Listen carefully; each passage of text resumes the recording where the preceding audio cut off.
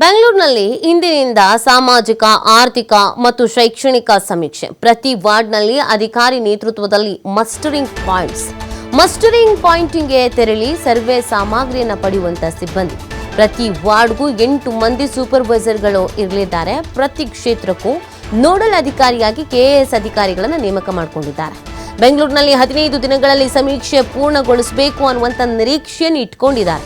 ಪ್ರತಿದಿನ ಓರ್ವ ಗಣಿತಿದಾರ 20 ಮನೆಯಲ್ಲಿ ಸಮೀಕ್ಷೆನ ಮಾಡಲೇಬೇಕು ಅಂತ. ಪ್ರತಿ ವಾರ್ಡ್ಗೂ 70ರಿಂದ 80 ಸಿಬ್ಬಂದಿ ನೇಮಿಸಿರುವಂಥ GBA. ಬಟ್ ಅಂದ್ಕೊಂಡು ಹಾಗೆ ರೀಚ್ ಆಗ್ತಾರ ಅನ್ನೋದೊಂದು ಪ್ರಶ್ನೆ ಇದೆ. ಬಟ್ ಪ್ಲಾನ್ ಮಾಡ್ಕೊಂಡಿರೋ ಪ್ರಕಾರ ಒಬ್ಬರು 20 ಮನೆಯನ್ನು ಕವರ್ ಮಾಡಿದ್ರೆ ಆಗತ್ತೆ ಅನ್ನೋ ನಿರೀಕ್ಷೆಯಲ್ಲಿ ಇಟ್ಕೊಂಡಿದ್ದಾರೆ. ಮೊದಲಿಗೆ ಕಿಟ್ ಎಲ್ಲ ವಿತರಣೆ ಮಾಡ್ತಾರೆ. ಸೊ ಆ ಕಿಟ್ಟನ್ನೆಲ್ಲ ಪಡ್ಕೊಂಡು ಈ ಸಮೀಕ್ಷೆನ ಮುಂದುವರಿಸಬೇಕಾಗತ್ತೆ. ಇನ್ನೊಂದು ಕಡೆಯಲ್ಲಿ ಮನವಿನೂ ಮಾಡ್ಕೊಂಡಿದ್ದಾರೆ. ಎಲ್ಲರೂ ಈ ಸಮೀಕ್ಷೆಗೆ ಸ್ಪಂದಿಸಿ ಸಹಕಾರವನ್ನು ನೀಡಿ ಪಾಸಿಟಿವ್ ಆದಂಥ ಪ್ರತಿಕ್ರಿಯೆಯನ್ನು ಕೊಡಿ ಅನ್ನೋದನ್ನು ಕೇಳ್ಕೊಂಡಿದ್ದಾರೆ. ಪ್ರತಿದಿನ ಓರ್ವ ಗಣತಿದಾರ 20 ಮನೆಯನ್ನು ಸಮೀಕ್ಷೆ ಮಾಡಿದ್ರೆ ಪ್ರತಿ ವಾರ್ಡ್ಗೂ 70ರಿಂದ 80 ಸಿಬ್ಬಂದಿ ಇರೋದ್ರಿಂದ ಸೊ ಅಂದ್ಕೊಂಡಿರೋ ಟೈಮಿಂಗ್ಸಲ್ಲಿ ಎಲ್ಲ ಮುಗಿಯತ್ತಿ ಅನ್ನೋದು ಇವ್ರ ಪ್ಲ್ಯಾನ್ ಆಗಿದೆ. ಮತ್ತು ಇದನ್ನೆಲ್ಲ ನೋಡ್ಕೊಳ್ಳೋದಕ್ಕೆ ನೋಡಲ್ ಅಧಿಕಾರಿಗಳು, ಮೇಲ್ವಿಚಾರಕರು ಈ ಥರ ಎಲ್ಲ ಪ್ಲ್ಯಾನ್ ಮಾಡ್ಕೊಂಡಿರೋದ್ರಿಂದ ಸೊ ಆ ಟಾರ್ಗೆಟನ್ನು ರೀಚ್ ಆಗಲೇಬೇಕು ಅಂತ ಅಂದ್ಕೊಂಡಿದ್ದಾರೆ.